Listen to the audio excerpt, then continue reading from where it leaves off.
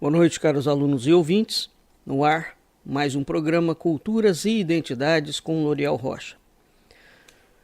O tema do nosso programa de hoje é a parte 2 da aula Teologia da Libertação, Marxismo e Messianismo Político. Nós estamos fazendo uma leitura com alguns comentários críticos do artigo de igual nome do filósofo brasileiro Ricardo Vélez Rodrigues. Na aula passada nós vimos a introdução. Hoje nós vamos passar para o tópico intitulado Messianismo Político e Teologia da Libertação. Neste tópico, o Ricardo Vélez faz uma introdução do messianismo político sobre a perspectiva do filósofo francês Saint-Simon. Então eu vou ler aqui e vou fazer algumas considerações com relação ao que o Ricardo Vélez coloca. Tá? Talmont fez uma completa caracterização do messianismo político na sua clássica obra intitulada Messianismo Político. Essa obra é de 1969.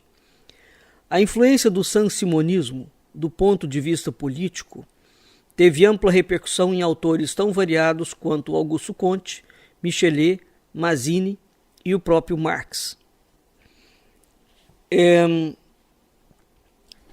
Aqui eu quero dizer o seguinte: o saint-simonismo teve uma influência muito grande realmente. E existe digamos na historiografia brasileira, um hábito corrente de atribuir uma influência positivista ou de Comte, ao ramo militar brasileiro. Existe essa influência também, mas existe também um componente muito grande da influência de Saint-Simon. E o Ricardo Vélez Rodrigues, conforme eu falei na aula passada,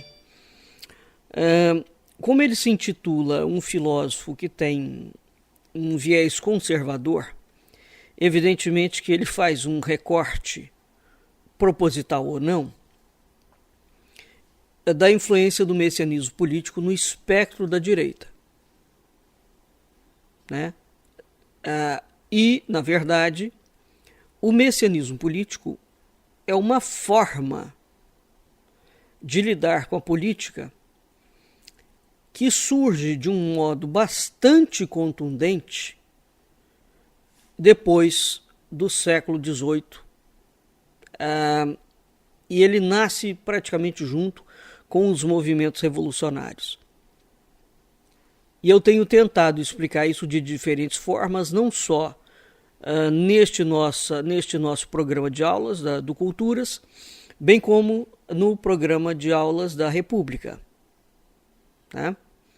Bem, então esse primeiro parágrafo aqui do Rodrigues é um parágrafo que tem um recorte, porque ele vai pontuar a influência do saint-simonismo em autores que terão, de alguma forma, uma influência maior dentro do âmbito da esquerda.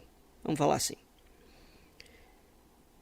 E eu vou continuar lendo mais alguns parágrafos e depois eu vou falar sobre a vida do Saint-Simon.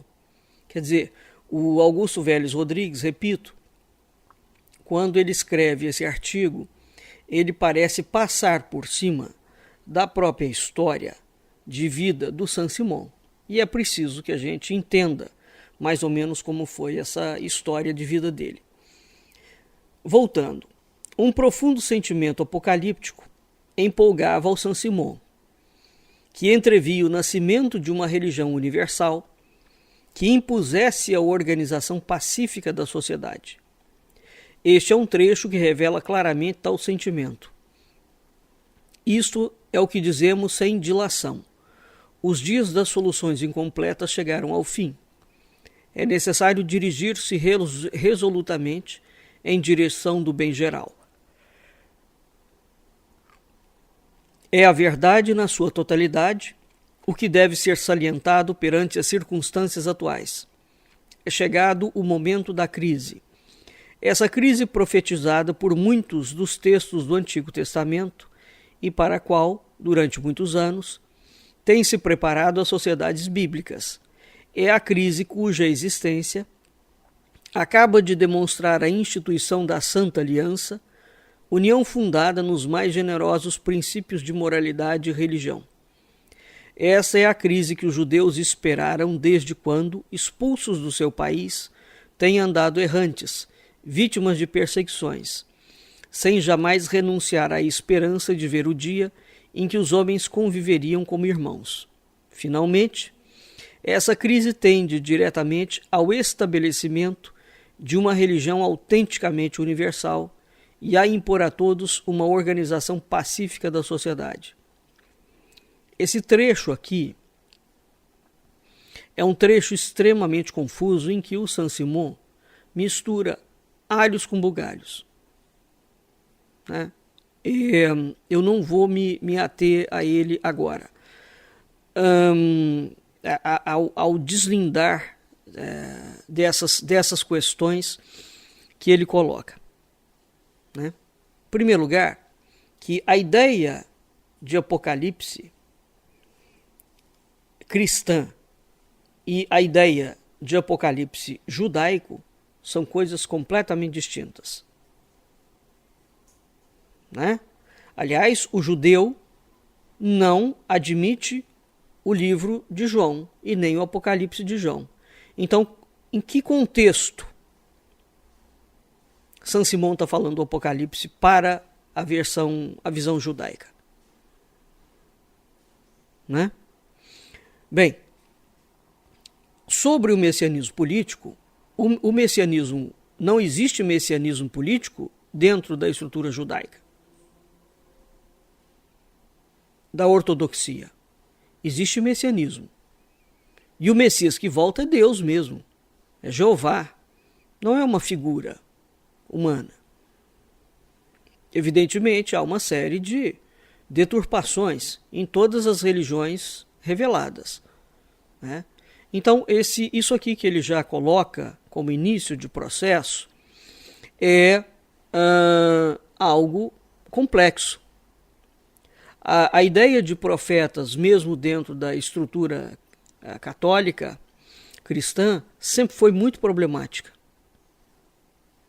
né? Não há uma preparação da sociedade para a criação de uma religião universal que impusesse uma organização pacífica da sociedade. Isso é uma interpretação que ele dá. Agora, vamos entender o que ele está chamando de religião universal, hein? Então, é muito interessante o Ricardo Vélez ter colocado a coisa neste sentido,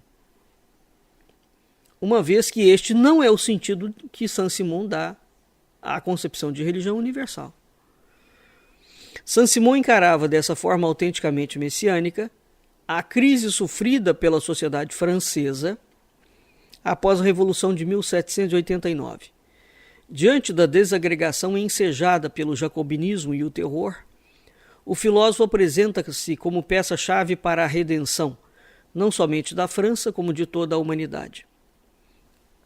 A despeito, escreve Talmont, estava convencido de ser um Napoleão da ciência e da indústria, pela promessa que lhe fez Carlos Magno durante um sonho que teve quando esteve preso na cadeia de Luxemburgo em 1774, de que conseguiria tanta glória como filósofo quanto o seu famoso antecessor tinha alcançado nas artes da guerra e do governo. O conde Saint-Simon assistiu passivamente à Revolução Francesa como observador arguto, em que pese o fato de ter sido eleito em 1790 como presidente da Assembleia Eleitoral da sua comuna, o que motivou a renúncia ao título de nobreza.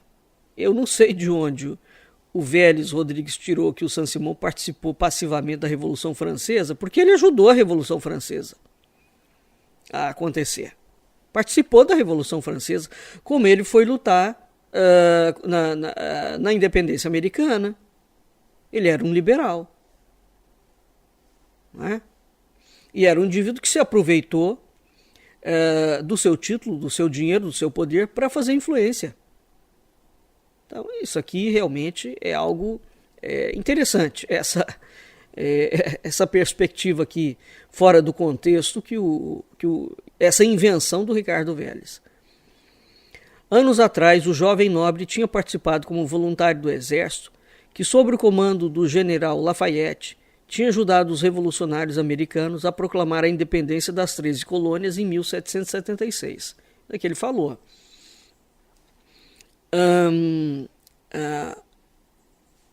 A participação, vamos lembrar que a independência americana, ela inaugura um novo marco, né? Um marco da razão, um marco da maçonaria, um marco de uma visão de mercado e um marco dos Estados Unidos como nação profetizada, né? Bem, a Revolução Francesa não foi... Então, a independência americana aconteceu antes da Revolução Francesa, né? A Revolução Francesa, quando o processo vem, quando o movimento revolucionário acontece na Europa, ele já tinha explodido nas Américas. Ele acontece primeiro no Brasil, depois ele acontece nos Estados Unidos. E depois ele vai para a Europa. Tá? Então as Américas tiveram uma participação muito interessante, e vamos lembrar que aqui nós temos as duas maiores coroas católicas do mundo, que são as coroas peninsulares. Então é a Espanha e a Portugal. De modo que é preciso ter um contexto mais amplo. Eu já falei sobre isso por diversas vezes, em vários programas. É preciso entender esse contexto mais amplo para ter um alcance um pouco mais clarificado do que foi a Revolução Francesa, em termos de geopolítica mundial, vamos falar dessa forma, e da importância dos avanços de Napoleão, né? No sentido da criação de um governo mundial global. Tá? Bem,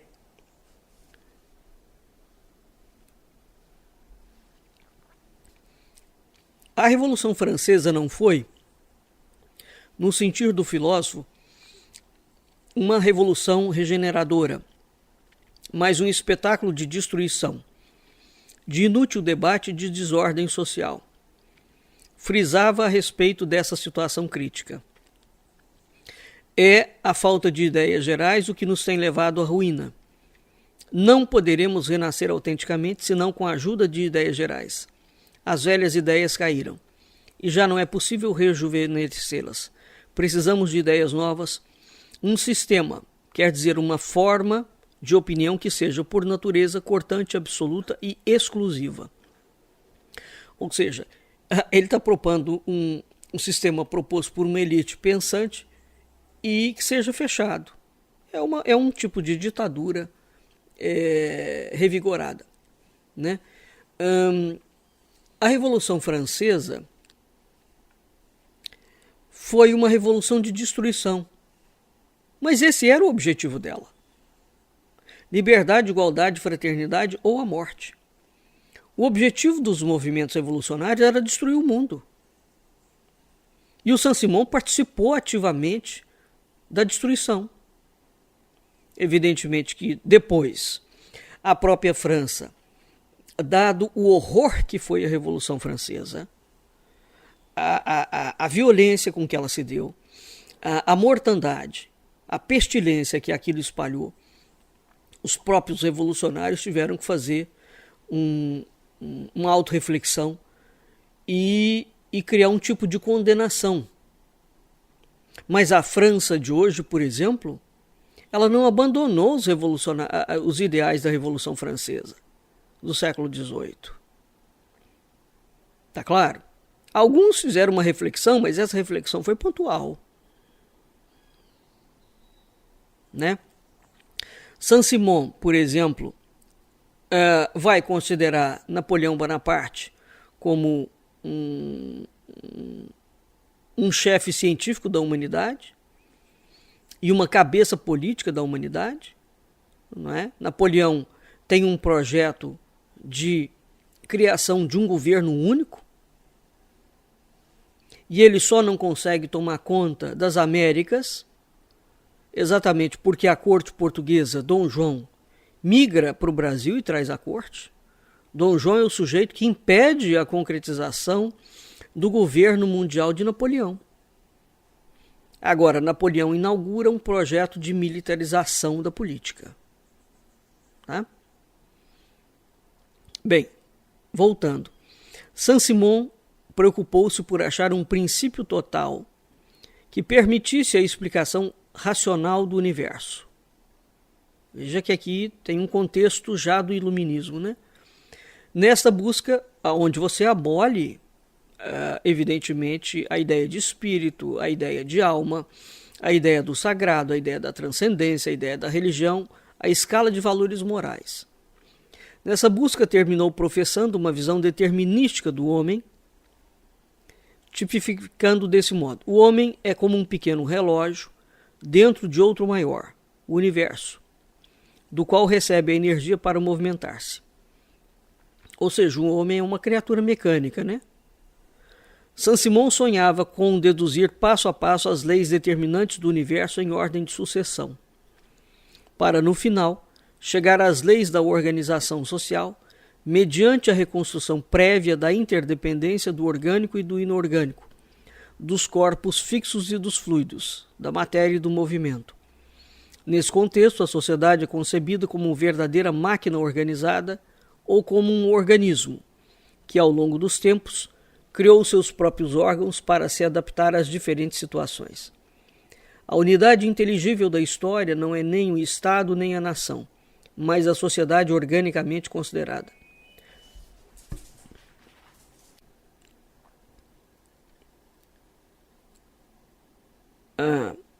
As suas forças e processos não são criação deliberada de ninguém, mas frutos do organismo social.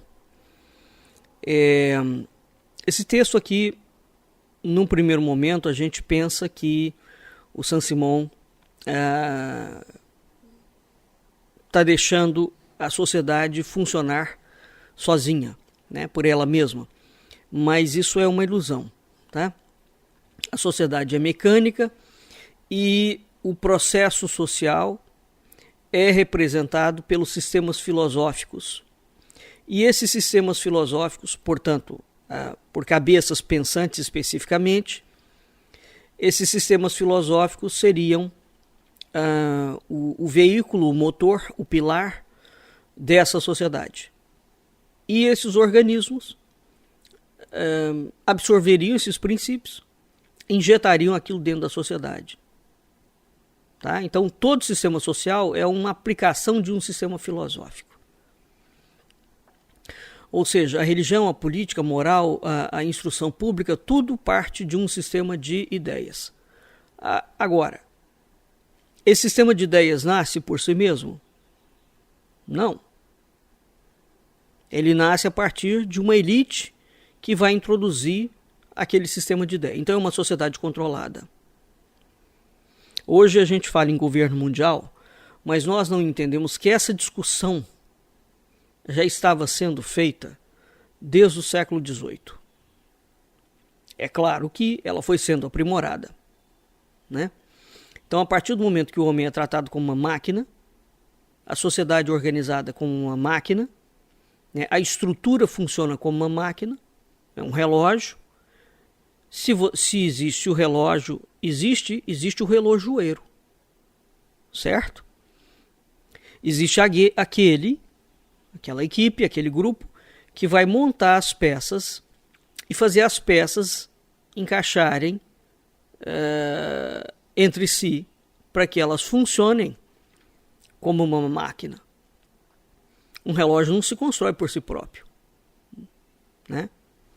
Então é isso que é preciso perspectivar nessa teoria. Continua o Vélez. Dado o caráter orgânico da sociedade, a expressão dos sistemas de ideias corresponde, nas diferentes épocas históricas, a uma cabeça que pensa pelo todo social. É ditadura, viu? Saint-Simon é aristocrata demais para poder acreditar que o povo, em cujo favor trabalha, seja capaz de fazer alguma coisa em prol de sua renovação. Mas não é só Saint-Simon, não é só o aristocrata. Todo indivíduo que tem, historicamente, o poder, né? Seja ele político, seja ele religioso, seja ele financeiro, ele tenta impor sua visão de mundo. E ele parte sempre do princípio que o povo é incapaz de decidir por ele mesmo. Isso não é uma exclusividade de Saint-Simon. Até hoje a gente vê isso. Assim, é importante identificar aquele ator social a quem corresponderia a tarefa de explicitar o novo sistema de ideias que regeneraria a sociedade após a Revolução Francesa. Essa ideia de regeneração da sociedade é uma ideia básica da Revolução Francesa. A sociedade está podre, e ela está podre por quê? Porque ela é uma sociedade católica. A monarquia é católica. A forma como o mundo ocidental se organizava era católico. Era baseado na moral católica. Então havia uma crítica muito intensa a todo esse esquema, ou seja, a união e a relação e a interdependência que existia entre o trono e o altar, né? Então, aquele mundo que existia, ele precisava de fato de morrer, de onde a ideia de um apocalipse, né? De um fim dos tempos. Uma vez que não é Deus que vai trazer o apocalipse, os revolucionários assumem o papel de Deus dentro do apocalipse. Eles vão fazer acontecer o apocalipse através do terror e através da guerra. É isso que está em pauta no século XVIII. Né? Quer dizer, você acena para a ideia de que a sociedade está apodrecida e de que ela precisa de ser alterada. Veja que isso passa posteriormente para a ideia do Messias político. Ele incorpora essa visão de que você tem um mundo podre, né, em estado de putrefação, e que não há recuperação possível. Então ele vai terminar por destruir esse mundo e ele vai trazer um novo mundo. Esse projeto, como um modelo de governança internacional, é prioritariamente uma das grandes pilastras dos movimentos revolucionários do século XVIII. Então não foi a esquerda que criou a ideia de um governo mundial. A esquerda tem uma ideia de governo mundial. A direita tem política hoje, moderna, também tem uma ideia de governo mundial. Mas a ideia de governo mundial, né, com um controle geral do mundo, como dentro de um controle social e cultural, é uma ideia nova. É uma ideia nova e ela surge a partir do século XVIII. Né? Bem, continuando. Na formulação do plano salvífico da sociedade por parte de uma elite, veja, o mundo está em decadência. O povo não pode salvar-se a si próprio. Então, novamente, uma elite. E veja que a Revolução Francesa derrubou exatamente a elite dominante na época, que era a monarquia. Então você troca uma elite por outra elite. Aquela elite continua sendo responsável pelos grandes negócios, pelo comércio, pela política, etc. E agora absorveu um papel novo, ou seja, ela tem o direito de tomar conta do povo. Isso não existia na monarquia. Na monarquia, as pessoas tinham uma relação de vassalagem com o rei. O rei funcionava como se fosse um senhor, um pai, não é? Então era uma relação familiar, não é uma relação de dominação. A partir dos movimentos revolucionários, quebra-se essa ideia de vassalagem. Você não tem monarquia mais, você tem república. E o cidadão ele tem que ser obediente, ipso facto, àquela elite que vai dirigir a política, que vai dirigir a economia, que vai dirigir os complexos industriais futuramente e vai por aí afora. E foi esse desenho que foi feito exatamente, esse desenho foi se aprofundando com o passar do tempo. E hoje, 300 anos depois, a gente vê como este modelo é um modelo perverso, gera uma concentração de renda absurda, não é? Gera lobbies internacionais cada vez mais intensos, né? Gera um processo de exclusão social, cultural, mental, de saúde impressionantes, né? É claro que a gente tem alguns avanços em termos de, digamos, política pública, mas avanços que são feitos pelo Estado. Não são avanços que são feitos por uma elite que domina o sistema financeiro. Nenhuma empresa se vê obrigada, por exemplo, a prover saneamento público, tá? A não ser que ela seja contratada pelo Estado e ela presta um serviço e cobra. Mas uma empresa privada, ela não se vê obrigada, em nenhum lugar do mundo, a auxiliar a sociedade no meio de onde ela retira e extrai a sua riqueza. O que é uma injustiça tremenda. Porque se o empresário está ganhando dinheiro num determinado local, numa determinada época, parte do lucro da empresa deveria reverter como imposto para o aprimoramento da sociedade local. Aquele dinheiro deveria, ao invés do governo comer parte do imposto, o governo deveria ter a vergonha e a decência de liberar parte daquele imposto para que aquilo retornasse na forma de bens e serviços públicos, uma vez que aquela empresa ganha dinheiro num lugar tal. Se você pegar uma cervejaria, por exemplo, vamos pegar o complexo de cervejarias que existem aqui nas serras do Rio de Janeiro, Petrópolis, Teresópolis, Itaipava, né? Bem, essas cervejarias, quanto do dinheiro dessas cervejarias que retornam para a melhoria? Essas comunidades têm inúmeros problemas: esbarrancamento, meio ambiente deformado, lixões a céu aberto, etc. Tal, né? E não há nenhum comprometimento dessas empresas com relação, seja ao meio ambiente, seja ao local em que elas atuam, né? Então, constituiu-se um modelo de mundo que ele é completamente descolado da realidade. Se a gente parar para pensar que o cara pode estar ali ganhando dinheiro e poluindo o ambiente no qual ele está e matando a população no qual ele está, e o prefeito vai dar valor àquela empresa porque ela gera emprego. Mas o emprego que ela gera é mais danoso do que o mal que ela faz. O emprego que ela gera é menor do que o mal que ela faz. E o mal que ela faz, ela não é responsável por aquilo. Porque se ela adoece a população, aquele adoecimento populacional vai ter que ser coberto pela política pública, pelos hospitais públicos, pelo SUS, e seja lá o que for. Então esse jogo ele foi desenhado realmente a partir do século XVIII e ele foi se aprofundando e virou um problema. Claro que hoje, se você cobrar de um empresário comprometimento com políticas públicas, ninguém quer fazer, né? Bom,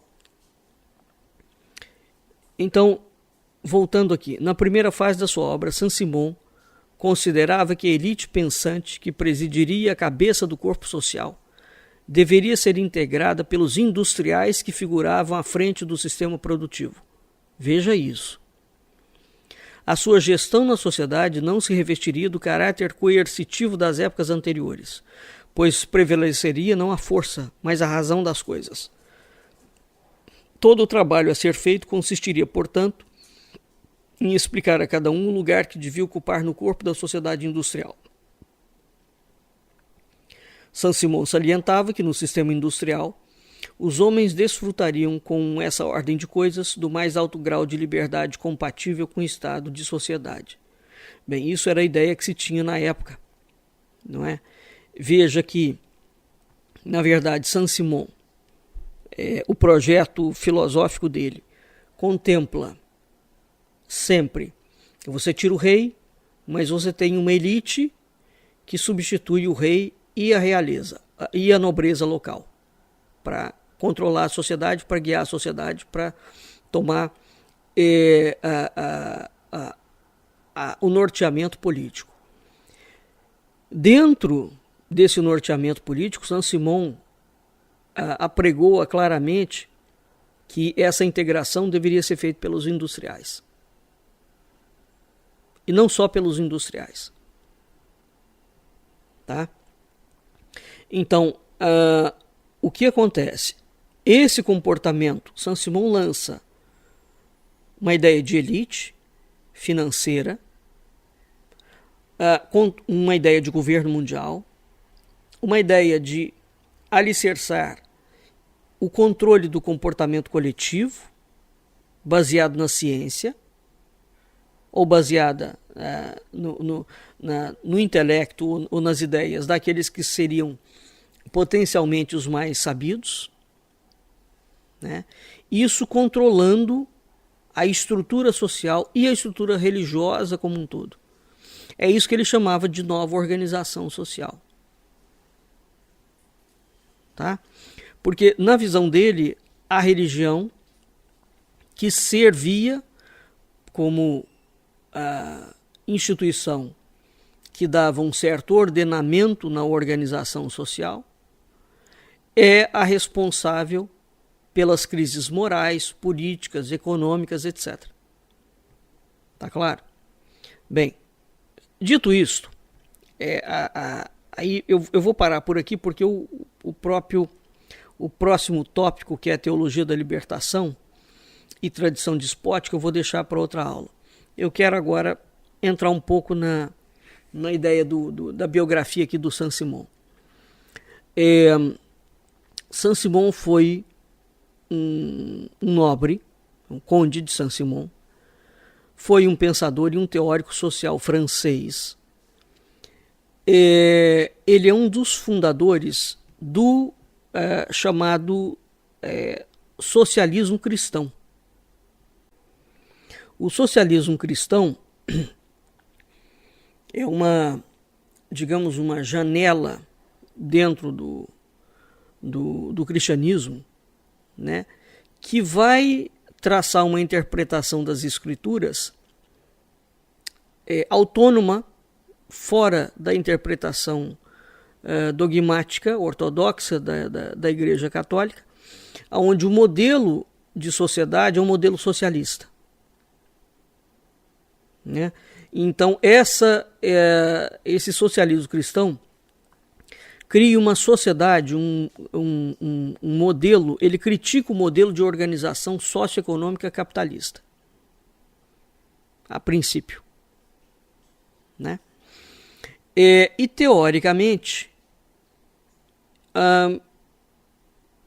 vai aproximar esse modelo a uma ideia de centro-esquerda. Tá claro? Agora, isso é o que hoje se diz da interpretação de Saint-Simon, ou do socialismo cristão. Entretanto, isso não é verdadeiro. Tá certo?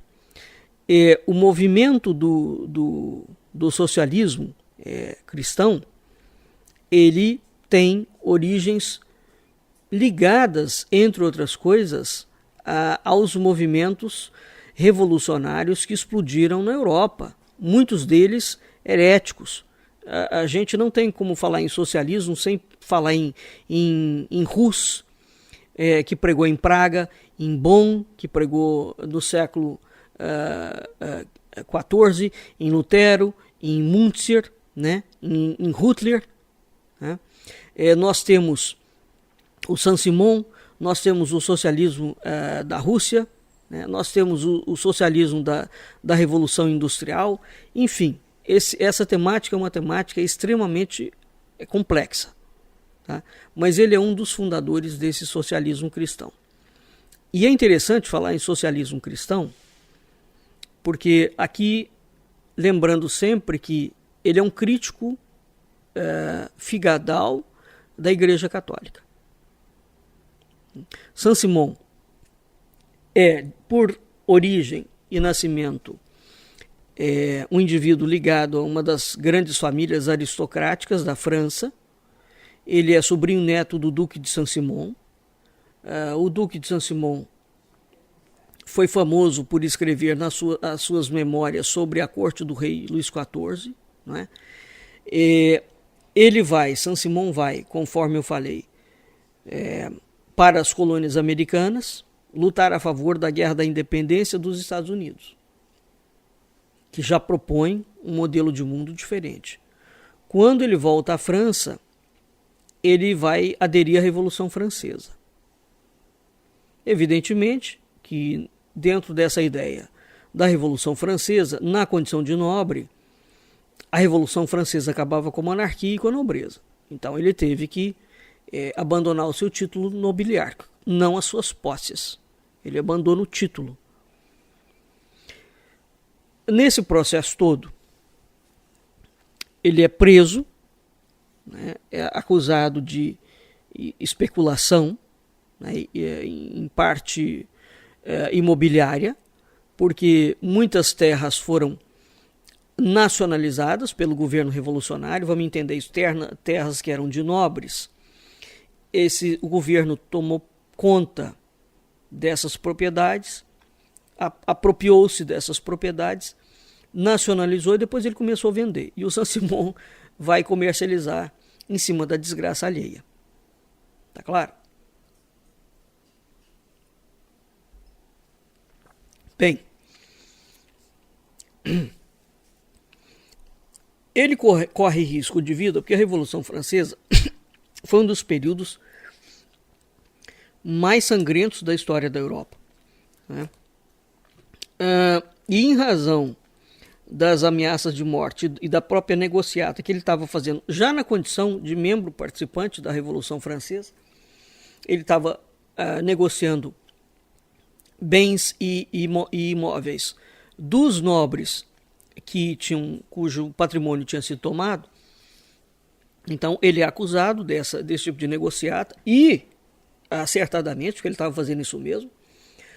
Então ele tem uma série de ameaças de morte. Quando a coisa vai para o lado dele, aí ele começa a ser contrário à violência revolucionária, né? Bem, mas o fato é o seguinte, passado o período da Revolução Francesa, ele tem uma situação financeira muito confortável, os seus bens são muito valorizados e a sua casa, que já era uma casa influente, continua tendo influência, recebendo pessoas importantes, né? Então, o Saint-Simon, muito tardiamente, depois dos 40 anos, se não me falha a memória, é que ele vai mergulhar ativamente em viagens e em trabalhos, estudos sobre política, sobre economia, sobre filosofia. Bom, tardiamente, portanto, é que ele vai, depois de passar pela experiência da Revolução Francesa e tudo, é que ele vai propor ideias da criação de uma nova religião, baseada na ciência, e propõe, de uma forma assim absolutamente cristalina, que os cientistas tomem o lugar dos padres na nova ordem social. Ou seja, a França inaugura não é uma crítica, veja, à Igreja Católica, à moral cristã. A França, de fato, coloca-se como uma nação contra a Igreja Católica. É interessante isso, né? Porque a França, primeiro, o grande problema dos templários de Filipe o Belo foi exatamente esse enfrentamento. A França, já na Idade Média, queria destruir a Igreja Católica. e, em grande medida, o processo dos templários, aquela briga que dá-se dos templários e a dissolução, a suspensão da Ordem do Templo, em grande medida é por conta disso. Porque a França queria ser o novo Vaticano. Literalmente. Não é só porque Filipe o Belo queria se apossar do patrimônio templário, não. Isso é história para boi dormir. A França queria ser o novo Vaticano. Então, ou ela ia submeter o Vaticano, inclusive ia mudar o Vaticano de lugar. A sede da igreja não é mais a Itália, é a França. E o rei seria o novo Papa. Então esse processo do enfrentamento da França com a Igreja Católica, ele vinha de séculos. Bem, no século XVIII, aquilo adquiriu uma expressão absolutamente contundente e irreversível. Até hoje, depois da Revolução, o governo francês é que é dono dos templos católicos. E a França hoje é um lixo, evidentemente. Então, o Saint-Simon, portanto, propõe a criação de uma nova religião baseada na ciência. Veja que a França, naquele momento, está encabeçando um grande movimento científico, um grande movimento filosófico, um grande movimento econômico. No século XIX, a situação dos operários, que a gente já tem uma revolução industrial na Inglaterra. A situação dos operários inspiram mudanças humanitárias e religiosas. Então, o Saint-Simon pensa antecipadamente numa mudança radical do cristianismo para acabar com os abusos. Porque ele vai responsabilizar o cristianismo por todos os abusos que a sociedade sofreu. Segundo ele, era vestígio do feudalismo. Então, preste atenção à propositura dele. Ele propõe uma espécie de aliança progressista da burguesia, do corpo de industriais ou mercantilista e do operariado. Tá claro? Bem, ele vai escrever vários artigos. Evidentemente que ele cria um grupo fervoroso de adeptos. Esse grupo tinha banqueiro, tinha político, tinha engenheiro, tinha escritor, tinha filósofo, tinha historiador. Entre eles a gente tem o Thierry e o Comte, que é o criador do positivismo. Então, Saint-Simon propõe um socialismo utópico, controlado por uma elite financeira. Veja, as ideias de Saint-Simon, primeiro, essa elite ela tem que controlar a sociedade. A sociedade é uma máquina. O povo não tem condição de pensar e nem de decidir a sua própria vida. Essa decisão tem que ser dada por uma elite e essa elite tem que impor essa decisão à população. Então, as mudanças político-sociais e culturais serão determinadas por uma elite que vai controlar a ciência, a moral e a religião. Então, o Saint-Simon é precursor daquilo que vai chamar de socialismo. Um socialismo de elite, aonde esse socialismo ele vai idealizar uma sociedade futura dominada por cientistas, banqueiros, industriais, comerciantes e operários. Veja que o Saint-Simon contempla no leque dele tanto as vertentes que serão discutidas posteriormente pela direita, quanto as vertentes que serão discutidas pela esquerda. Saint-Simon é um homem muito importante, porque ele de fato formula uma ideia de um governo mundial, dominado por uma elite. Então ele entendeu que um certo setor do operariado poderia vir a constituir uma elite. Ora, os russos entenderam isso também.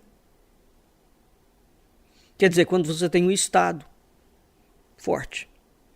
Né? Mas o ponto passivo aqui é: o Saint-Simon é um cara que não admite qualquer ideia democrática, no sentido de que o ser humano tem uma alma e uma vontade livre, não é?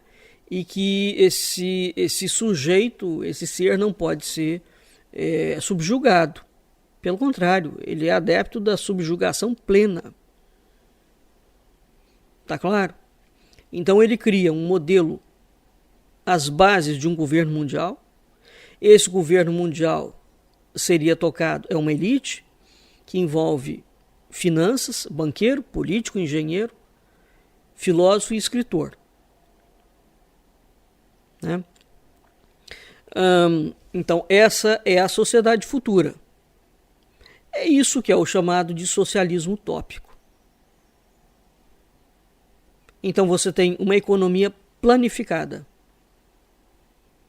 O que é a ideia de um comércio internacional, né? Sem fronteiras, uma legislação internacional sem fronteiras. Então você tem uma produção científica, acadêmica, que depois vai respaldar uma produção industrial, né, que vai gerar lucro para banqueiros e industriais, em benefício dessa elite. E o povo controlado por essa elite. Saint-Simon é um indivíduo que, curiosamente,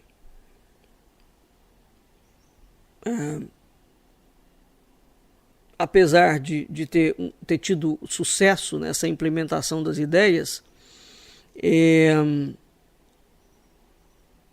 ele tenta suicídio nos últimos anos da sua vida. O máximo que ele conseguiu nessa tentativa foi ficar caolho, né? Ele ficou sem um olho. Agora, ele é um homem que vai combater profundamente a igreja. Tá claro? E ele tem obras muito estranhas e absolutamente interessantes, como, por exemplo, o Catecismo dos Industriais. O Catecismo dos Industriais. O Novo Cristianismo. Então, ele proclama uma fraternidade do homem que acompanha a organização científica da indústria e da sociedade, mas esta sociedade é uma fábrica. Tá? Então, e ele tinha uma frase: a sociedade é uma fábrica. E depois ele tem uma frase também, que a cada um segundo sua capacidade, a sua capacidade segundo seu trabalho, que é uma frase que vai ter uma similaridade muito grande com uma frase chinesa, né? Que o Mao Tse Tung utilizará muito. De cada um segundo as suas de cada um segundo a sua possibilidade, a cada um segundo a sua necessidade. Né? Então, essa reorganização da sociedade europeia, ela tem um fito que conjuga finança, indústria e um corpo de elite pensante. Né? Essa elite é que tem que tomar conta da política e é que tem que tomar conta da religião. Então ele combate a destruição da Igreja Católica, mas ele coloca o sistema dele para funcionar como um sistema religioso. Ora, isso é uma das coisas mais horríveis que existem. E veja que a gente vê